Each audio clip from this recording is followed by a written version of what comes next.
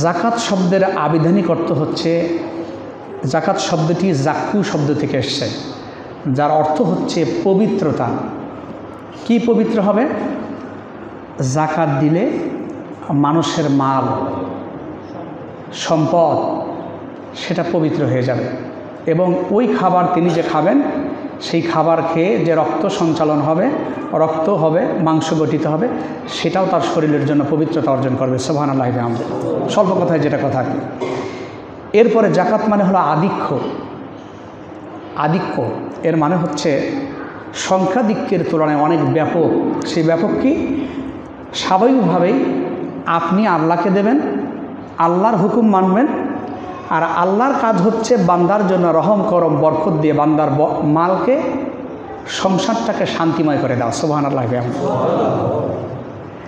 এরপরে আরেকটি বিষয় হচ্ছে প্রশংসা। আপনি যখন জাকাত দিলেন নিঃসন্দেহে গোলামি করলেন কার? আল্লাহ। আল্লাহর হুকুম মেনেই জাকাত দিলেন, এক্ষেত্রে প্রশংসা করলেন রবের। আপনি অটোমেটিকলি আকাশে আল্লাহ রাব্বুল আলামিন তার ফেরেশতা মণ্ডলীকে নিয়ে আপনার প্রশংসা করবেন, এবং জমিনে আপনারা একটি হাদিস আপনারা শুনে থাকবেন, কোনো বান্দাকে যদি আল্লাহ তাআলা ভালোবাসেন, কোনো বান্দাকে আমরা আপনারা যদি প্রিয় হই, আমরা যেন আল্লাহ পাকের প্রিয় পাত্র হতে পারি। বলুন আমিন। আমার ভাইয়েরা, আল্লাহ নবী মুহাম্মদুর রাসূলুল্লাহ, সকলে বলুন সাল্লাল্লাহু আলাইহি সাল্লাম। নবী ইসলাম বলেছেন, কোনো বান্দা বান্দিকে যখন আল্লাহ রাব্বুল আলামিন ভালোবাসেন, আল্লাহ তাআলা আরশে আজিমে ফেরেশতা মণ্ডলীকে ডেকে আল্লাহ তাআলা বলেন যে শোনো, আমি আমার জমিনে, আমার এই ভূমিতে, আমার এই উপত্যকায়, আমার এই এলাকায়, আমার এই ওই এরিয়ার মধ্যে আমি আমার ওই বান্দাকে ভালোবাসি। সুতরাং তোমরা যারা আছো, তোমরা এই লোকগুলো, তোমাদের এই লোকগুলো তোমরা এই ফেরেশতা মণ্ডলী মানুষের মনের মধ্যে উদ্ভূত করে দাও, যাতে করে আমি আল্লাহ তাকে ভালোবাসি, তোমরাও যাতে তাকে ভালোবাসতে পারো। সুবহানাল্লাহ। এই জন্য কিছু মানুষের ভালোবাসা, কিছু মানুষের প্রতি ভালোবাসা জাগাবার জন্য ক্রস ফায়ার দিয়েও মানুষের প্রতি ভালোবাসা জাগাতে পারে না, বলাতে পারে না ওই লোকটি ভালো ছিল। আবার এমনও মানুষ আছে, একজন মানুষের শাহাদাতের খবর শুনে একদিনে ৭৮ থেকে ৮০ জনের মতো প্রতিদিনে শহীদ হয়েছে, অকাতরে জীবন বিলিয়ে দিয়েছে ইসলামের জন্য, কোরআনের জন্য। সুবহানাল্লাহ। এটি কার প্রতি ভালোবাসা? আল্লাহর প্রতি ভালোবাসা। বন্ধুগণ আমার, আল্লাহ যাকে ভালোবাসেন, আল্লাহর যিনি হয়ে যান, আল্লাহর দায়িত্বের মধ্যে পড়ে যায়, আল্লাহর বান্দা কানা হাক্কান আলাইনা নাসরুল মুমিনিন, বান্দাকে সাহায্য করা আল্লাহর জন্য অবধারিত হয়ে যায়। আসুন, এরপরে আরও অর্থ আছে, আমরা পারিবেশিক সংজ্ঞায় যাচ্ছি। ইসলামী শরীয়তের পরিভাষায় জাকাত হচ্ছে সেই জিনিস, নির্দিষ্ট পরিমাণ মাল সম্পদ, নির্দিষ্ট পরিমাণ সময় আল্লাহ সন্তুষ্টির জন্য নির্দিষ্ট খাতে বিলিয়ে দেওয়াকেই জাকাত বলে। তিনটি শব্দ ইউজ করা হয়েছে: নির্দিষ্ট পরিমাণ মাল, নির্দিষ্ট পরিমাণ সময়, কেবলমাত্র আল্লাহ সন্তুষ্টির জন্য নির্দিষ্ট খাতে বিলিয়ে দেওয়াকেই, বিতরণ করাকেই জাকাত বলে, বাটোয়ারা করাকেই জাকাত বলে।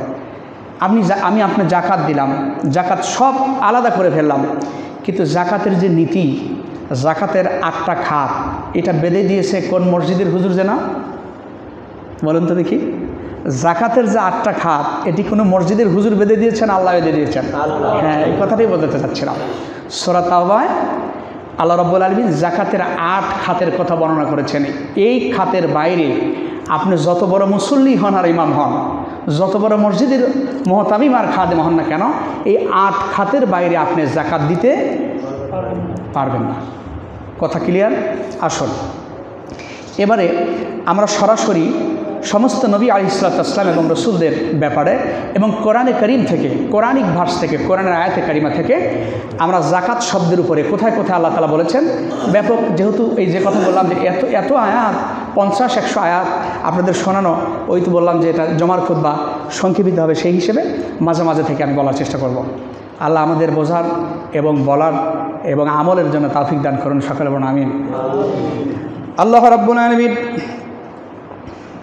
কোরআনের যিনি মালিক, কোরআন যিনি নাজিল করেছেন, সে আল্লাহ রাব্বুল আলামিন জাকাতের ব্যাপারে আল্লাহ পাক সরাসরি নির্দেশ দিয়েছেন সূরা বাকারার। আল্লাহ রাব্বুল আলামিন 43 নম্বর আয়াতে বলেন, আল্লাহ তাআলা বলেন, ওয়া আকিমুস সালাতা ওয়া আতুজ যাকাতা ওয়ারকাউ মা'আর রাকিন।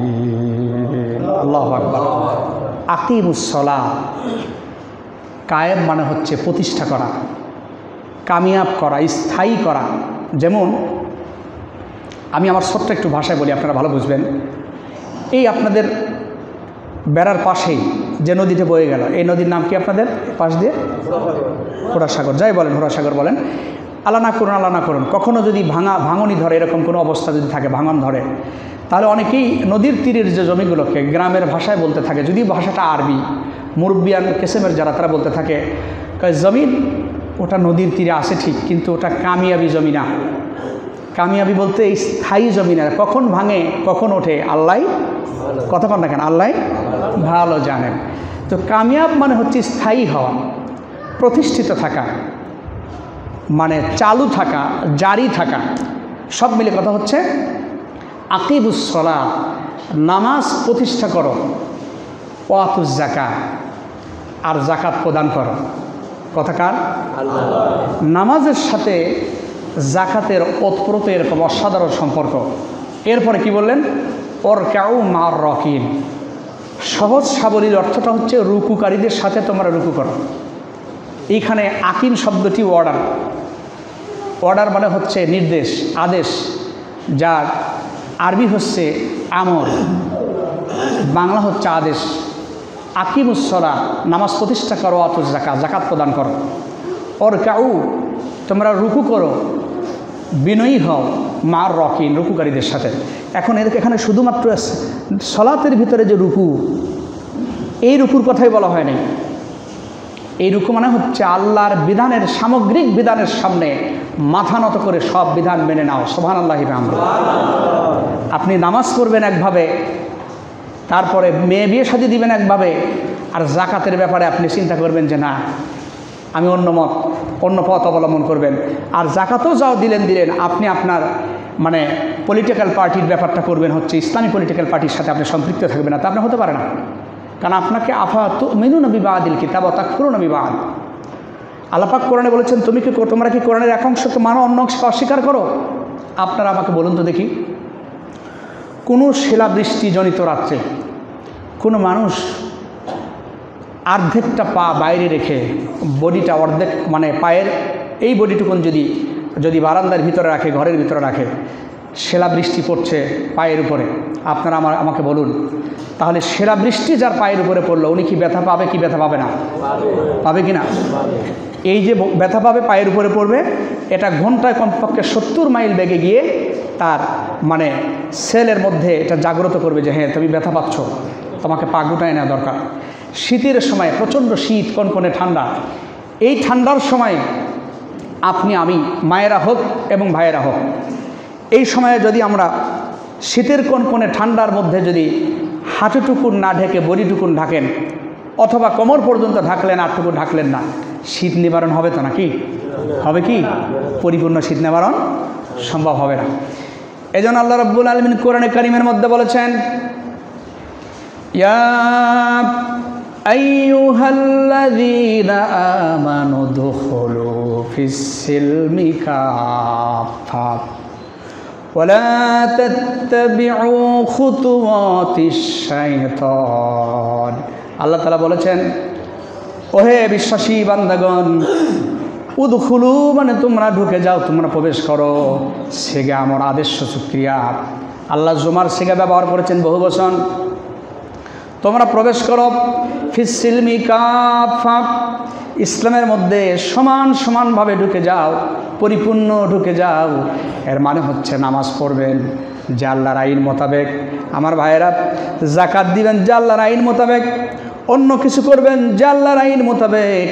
আপনাকে ইসলামী রাজনীতিও করতে হবে সে আল্লাহর আইন মোতাবেক। কথা বলুন ঠিক কি না? এটা বলুন ঠিক না? আল্লাহর বিধান আছে না?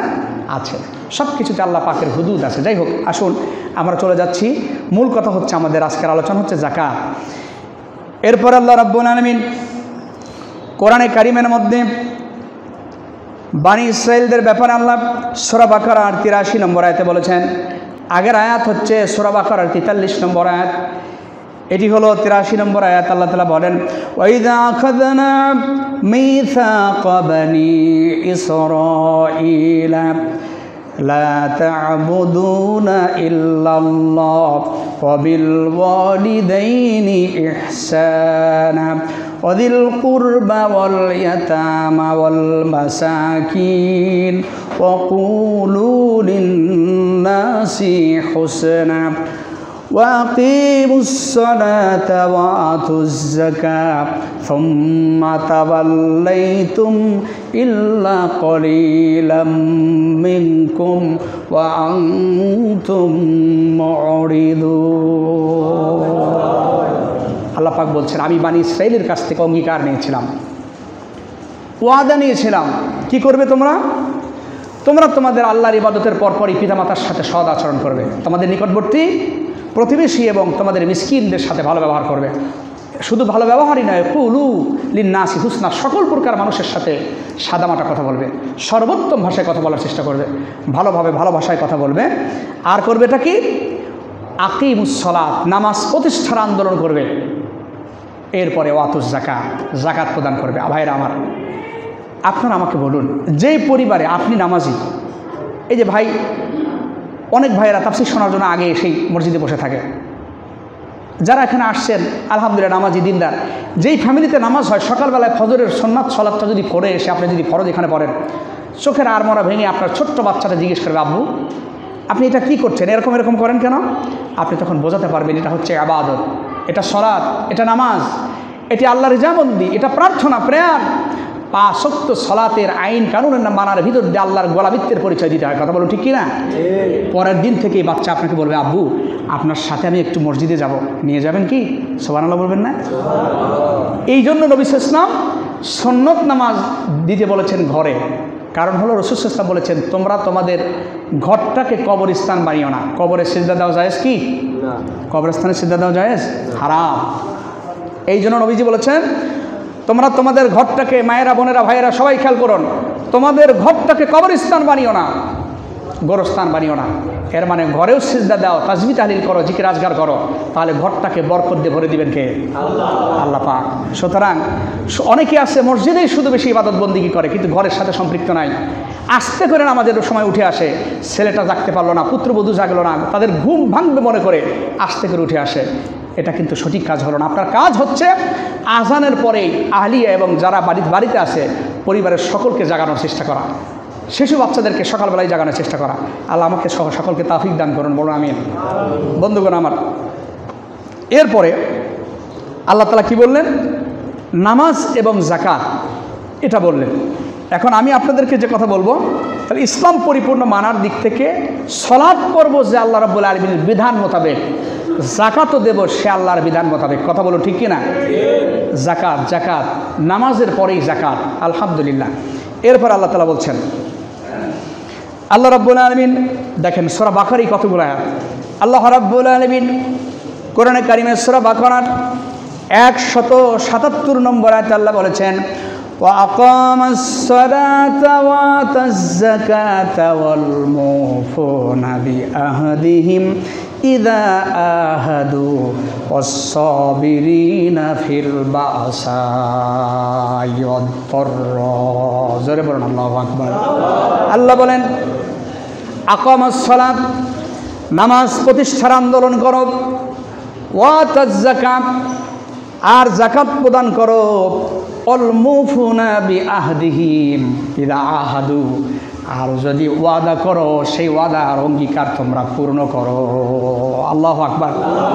ভোটের আগে অনেক সময় অনেক নেতা নেত্রীরা অনেক ওয়াদা দেয় জনগণকে, দেয় কি দেয় না? কথা কন না কেন? সেটা মেম্বার হোক, চেয়ারম্যান হোক, সংসদ সদস্য আসনের হোক, কথা বলুন ঠিক না? অনেক আশার বাণী শোনায় জনগণকে, কিন্তু নির্বাচন চলে গেলে আর কেউ কাউকে চেনে না। আমি আমার ভাষায় বলি, রসিকতা করে বলি, ভোটের আগে দেখা যায় একজন আরেকজনকে ধরে সালাম কালাম করে বলে, কি খবর দাদা ভাই, ভালো আছেন? আপনি আমার দাদু হন। কয় না না, তুমি তো তালগোল পাকায় ফেলছো, আমি তোমার দাদা না, আমি তোমার বাবার দাদা। আচ্ছা ভুলে গেছি, তবে আমার মার্কাটা হুক্কা মার্কা, আমার মার্কাটায় ভোটটা দিয়ে। এর মানে হচ্ছে কি, মূল টার্গেট হচ্ছে ভোট চাওয়া। মূল টার্গেট কি? ও তো চেনে না, নেতা চেনে না। ভোট যখন হয়ে যায়, নির্বাচিত হয়ে যাবার পরে রিলেটিভ যারা নিকটবর্তী আত্মীয় স্বজনকে অনেকেই চেনে না, এরকম নেতা আসে না নাই? এরকম নেতা আসে না নাই? এদেরকে বয়কট করতে হবে, এদেরকে বয়কট করতে হবে। সমাজপতি, সমাজবান্ধব মানুষগুলোকে, ধর্মীয় মানুষগুলোকে, দিনী মানুষগুলোকে বেছে নিতে হবে। এই দিনী মানুষগুলো 100% ফেরেশতা তা নয়, কারণ তারা মানুষ। ছোটোখাটো ভুল ত্রুটি যদি করে, আপনি ভাইকে ভালো মনে করে, আমি ভাইকে ভালো মনে করে যদি আমি তাকে ম্যান্ডেট দেই, দেওয়ার পরে যদি সে গোপনে কোনো ছোটোখাটো চলচাতুরি করে, এটার দায়ী থাকবেন কার কাছে? আর আপনি দেখে শুনে যদি একজন টাউটকে, জাকাত ফান্ডের টাকা মারা ব্যক্তিকে, বেনামাজিকে, সুদখোরকে, ঘুষখোরকে যদি দেখে শুনে আপনি নির্বাচিত করেন, তাহলে আপনি দেখে শুনে যদি এটা করেন, আল্লাহর আদালতে আসামি হিসেবে কাঠগড়ায় দাঁড়াতে হবে না? দাঁড়াতে হবে। বিষয়টা মাথায় রাখবেন। যাক, আসুন এরপরে আমরা যেটা বলছি, আল্লাহ রাব্বুল আলামিন কোরআনে কারিমে সূরা বাকারার আরেকটি আয়াতে বলছেন, চমৎকারভাবে আরেকটি কথা বলেছেন। সেটি হচ্ছে সূরা বাকারার 277 নম্বর আয়াত। হ্যাঁ, আল্লাহ তাআলা বলছেন, আল্লাহ রাব্বুল আলামিন বলেন, ইন্নাল্লাযীনা আমানু ওয়া আমিলুস সালিহাতি ওয়া আকামুস সালাতা ওয়া আতুস যাকাত লাহুম আজরুহুম ইনদা রাব্বিহিম ওয়ালা খাউফুন আলাইহিম ওয়ালা হুম ইয়াহজানুন। আল্লাহু আকবার।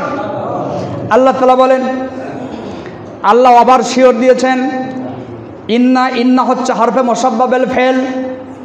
আল্লাহ বলেন, নিশ্চয় আল্লাযীনা যারা আমানু, যারা ঈমান এনেছে, ওয়া আমিলুস সালিহাতি, এবং যারা সৎকর্ম পরায়ণ হয়েছে, ঈমানের পরে যারা নেক কাজ করেছে, এরপরে নামাজ প্রতিষ্ঠা করেছে, যাকাত প্রদান করেছে, এই লোকগুলোকে আল্লাহ রাব্বুল আলামিন তার পক্ষ থেকে আল্লাহ পাক পুরস্কার দান করবেন। সুবহানাল্লাহ। দুনিয়ায় তাদের কোনো ভয় নাই, আর আখেরাতে তারা চিন্তাগ্রস্ত হবে না। সুবহানাল্লাহ। ভাইয়ের আমার বন্ধুগণ, ওই নামাজ ভিত্তিক, যাকাত ভিত্তিক যদি আপনার বাড়ি, আপনার শিশুদেরকে গড়ে তুলতে চান, আমি আপনাদেরকে পায়ের নিচে হাত দিয়ে অনুরোধ করব, ভাইয়েরা আমার, আপনি কি ওই নেতার পিছে থেকে, ওই দায়িত্বশীল, ওই মোড়ল, ওই মুরব্বীর পিছনে থেকে কি নামাজের পাবন্দি পাবেন? যা আজান হলে পরে নামাজ না পড়ে উল্টা অন্যদিকে চলে যায়, এই মোড়লের সমাজে থেকে আপনি নামাজের নসিহত কি পাবেন? কথা বলেন। ওই প্রামাণিকের সমাজে থেকে আপনি যাকাতের উদাহরণ পাবেন না, যাকাতের নির্দেশনা পাবেন না, যিনি নিজেই হাজার হাজার কোটি টাকার মালিক, অথচ নিজে যাকাত দেয় না, যাকাতটাকে জরিমানা মনে করে। সুতরাং আমি এর দ্বারা বোঝাতে চাইলাম, ওই নেতার পিছনে থেকে কখনোই নামাজ এবং যাকাতের নির্দেশনা পাবেন না, যে নেতা নামাজ এবং যাকাতের উপরে নিজেই চলে না। ঠিক কিনা? যেই কওমে, যেই সম্প্রদায়ে, যেই কওমে নামাজ এবং যাকাতের মানে কি বলে কর্মসূচি নাই, সেই কওমেতে থেকে আপনি নামাজ এবং যাকাতের কর্মসূচি পেতে পারেন না ভাইয়ের আমার। এটাই বাস্তব।